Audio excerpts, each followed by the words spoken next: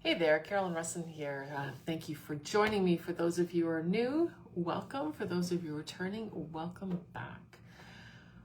Want to talk to you guys today about spiraling. We've all done it. We've all done it. For some people, this is a regular day-to-day pattern. And I really want to look at the why people spiral and what can cause this. Because sometimes it's just things feel so big, and how do you ground yourself in there? And we've all heard of fight, flight, and freeze. And I witnessed this with one of my clients this morning, and I want to share what happened and the learnings that she had. And yes, I asked her permission to do this. I'm not using names or anything like that. But I want you to hear, because it's something that we all experience, and for her, it was just that much more obvious. So we were going to have a timeline therapy session this morning. For those of you who don't know, timeline therapy, it's a 3-hour session. This is not a regular session. It's a 3-hour session. It's where basically you dump all the crap you've been carrying all your life, all the anger, hurt, sadness, fear, shame, and guilt, from childhood all the way up to today. It's not a reliving trauma and stuff like that. It's pulling out positive learnings so that your brain can now dump all those charged emotions. So anyway, we were getting ready for this 3-hour session, and she messaged me just before we were about to start and said, "I'm sorry, it's going to be a few minutes late. She had to move her car." Sure, no problem. We're good. Well, then the messages continue, and the language and the intensity went from "I need to move my car" to basically the world is ending. She went from 0 to 100 like that. And I won't read the messages through, but it was like you could just tell, you could feel the anger, the emotion, everything. It was just F-bombs, this, that. Like this always happens to me. And then all these generalizations. It wasn't just about not finding a parking spot. It's whenever I set something up to happen, things fall apart on me. This always happens, all these generalizations. So this went on for about 5-10 minutes. And I'm like, no worries. It's all good. Take your time, find a spot, and then we'll start. But it was just the 0 to 100 over something really that wasn't a big deal. When we then started talking about it, she talked about it felt like death to her. It felt like war. Like these feelings were just so intense that just came over her. And she didn't understand why. Well, then we got into timeline therapy. And I didn't know her that well yet, but I knew what we were going to be unearthing and whatnot. So as we went back, we realized that she had dealt with a lot of actual life and death situations as a child. Did not have a normal childhood, actually did experience times where it was quite possible that she wouldn't have survived. So in our DNA, we are all wired to have this fight, flight, freeze in us. This is from thousands of years ago when sometimes there were really dangerous things out there. And so that is wired into us, that you need to be watching to make sure that things are safe. Now, for most of us, we are not in situations that are life and death situations for us anymore. And isn't that wonderful? But our systems, our DNA don't know that. And this is what happened with this client, is that she did experience these situations as a child. So she was wired even more intensely for this. And so now as an adult, anytime something doesn't go right, boom, up she goes. Or she might be in a situation and she is looking. She is looking to see, and she's not even consciously aware of this. And so she might be in a situation where maybe somebody looks at her funny, maybe says something that she interprets one way but is intended a completely other way. But because of her history, because of this so deeply ingrained, she goes. she goes off all the time. And so this was a huge learning for her and a huge dump for her. So she has dumped all these charged emotions. And now what she's going to find moving forward is that she's not triggered. She's not triggered the way that she used to be, because she's dumped all these charged emotions. And now it's relearning new ways of reacting to things. And so we obviously are not all in the same situation. You know, fortunately, probably most of us have not experienced true life or death situations. But again, because this is ingrained into our DNA, that's how we react. Maybe not to the extreme that she does, but we do. And just think of, you know, ways that you've reacted to things that afterwards you're like, oh, yeah, I may have a little overreacted over that. Or, yeah, it wasn't quite as bad as I thought it was. You know, sometimes we just go to that worst case scenario and the problems just feel huge. And we just feel overcome with anxiety and fear and frustration, and maybe all at once, all of those. And because we as women carry so much for other people, these moments feel like they're just swallowing us up. And it's really, really overwhelming. So what do you do when these things feel so huge?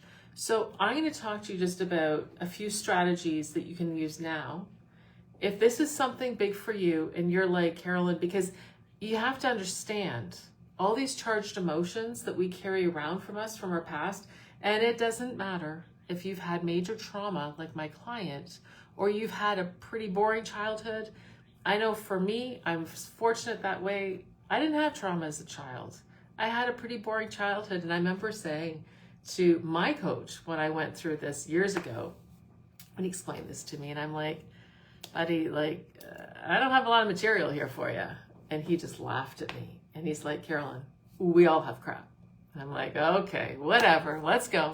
And he took me through it. It was like, oh my God. Like, I had no idea the amount of crap I was carrying around. And just even that weight, I had no idea the weight on my shoulders that I was carrying. Afterwards, I felt so light. It was fantastic. And like exactly that about triggering, like things that used to trigger me didn't trigger me anymore. There were like even other ways that affected me. But if this is something that you're like, yeah, that's something that I need, because it affects everything today. It affects your perspective on things, how you interpret situations, just like my client. You know, she might be at work and somebody says some flippant comment because they're just having a rough day and she's just like, whoa, thinking that she's being attacked. So how we interpret events is affected by the crap we carry. So then if that's affecting how we see things, it's then affecting our choices and decisions moving forward.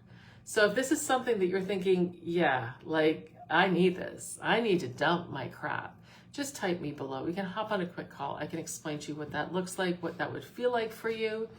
So don't hesitate over that. There's no pressure on that call. But meanwhile, today, let's just look at a few strategies that we can do today. What I want you to do, the first one we're going to talk about is actually reframing the meaning. Because when something happens, we attach a meaning to it. For example, this client, she was like, death. She can't find this parking spot. And I know logically we're like, seriously? I saw this happen. I saw the emotions she was going through. She felt that in her core. She felt that. So let's reframe what's going on. So what else could this mean? You know, here's a perfect example. I often do this with clients, and I'll say to them, okay, what would happen if you were meeting your significant other, you decided to meet for dinner at 7 o'clock at a certain restaurant, okay? You show up at 7 o'clock and they're not there yet. How do you react? Most people are like, okay, they're running a few minutes late. Okay. 15 minutes later, 7:15, they're still not there. No text, no phone call, nothing. How would you react? Some people, or most of my clients would be, well, I'd be getting a little concerned, but 7:30, they're still not there. These are the responses I get from my clients. I'm terrified he's dead in a ditch somewhere. I'm pissed off because he probably forgot. I've already left the restaurant because I'm not waiting around half an hour for somebody. So same scenario, 3 very, very different reactions. And so when something happens, when you go to your reaction of that extreme, well, is there another way of looking at this? Is there another meaning? Are there maybe 3 different ways of looking at this that feels a little less heavy and maybe a little more empowering? I don't know. So maybe it's with one of your kids. Maybe they're being defiant. Maybe they aren't listening to you. Are they just struggling? What does this really mean? Maybe something's happening at school. Maybe they're being bullied. Maybe it has nothing to do with you, but this is how they feel safe and this is how it's coming out. So it's looking at reframing. Maybe something happens at work. Maybe you applied for promotion and you didn't get it. Instead of it being, oh, I failed, I didn't get it, I'm a loser, I'll never be successful, maybe there's different ways of looking at it. Maybe, I need to do a little bit more learning so I could be more successful in that kind of role. Maybe that role that I applied for isn't the most appropriate for me. Maybe that role I applied for, maybe there's something else where I'd feel more joy and more satisfaction. Maybe this door closed because another one's going to open that's more appropriate. So you see how you can kind of start to reframe things so you're not stuck in the same narrative. So the next thing I want to talk to you about, or next thing I want to teach you, because I want to give you some really specific things. The next thing, and I've done this before, actually no, I need to do another one altogether. So I'm not sure if I've done this on a live before. I need to teach you something called bilateral stimulation. This is something you can do in the moment. When you are fixating on something and you can't get past it, I want you to pick something up in your hand. Maybe it's a pen, maybe it's a phone, just something you can put in your hand that you can easily pass back and forth. I don't know how well you're going to see this, whether it's too narrow. Sitting down, I want you to have the item in your hand, and my hands are going to be out all the way to the side. And I'm slowly going to pass the item back and forth, back and forth. And while I'm doing it, I'm going to be looking at the item. I'm not moving my head back. I'm going to move my eyes back and forth. So my head's going to stay here, and slowly and methodically, because we don't want to be doing this is not going to calm us down. Slowly and methodically, back and forth, back and forth. And while you're doing it, I want you to take some good deep breaths all the way down to your belly. Some people don't realize they don't breathe all the way down to their belly. They just shallow breathe. So all the way down and exhale slowly all the way out. And I continue doing this back and forth. I would also lower it down even more. You're not going to be able to see this if I do that. So it's just above my thighs. Back and forth, back and forth. Okay. So what does that do? Gets both sides of your brain involved. So it mixes up those signals. When you're just fixating on one thing, that's only one side of your brain that you're using. When you start doing that, it crosses over that middle plane and it involves both. So it's harder to now just fixate on the one thing. What's key is that when you do something like this, before you start, I would rate your whatever the emotion is, anxiety, anger, fear, whatever it is. I would rate it at a 10. 10 out of 10 being over the top, 0 to 10 being nothing. And notice where you feel that emotion in your body, because it's a physical feeling. You will feel it in your body. And then do the bilateral stimulation. And then afterwards, re-rate whatever that emotion was. So maybe it was an 8. Now it's down to a 5. Maybe it's a 1. Maybe it's gone altogether. If you still feel it, I would do the bilateral stimulation again. It may take 2 or 3 times to really settle it down.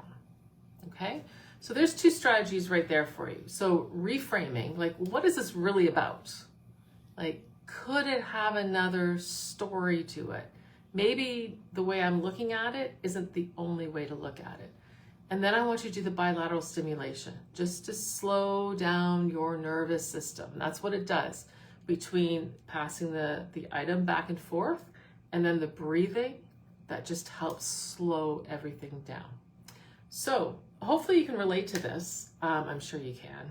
We've all spiraled at different times. If this is something that you want more one-on-one help with, absolutely type me below. We can hop on a free call, talk about what this could look like for you. There's no pressure here. So if you happen to be watching this on the replay, type replay. Hope this has been helpful. Take care.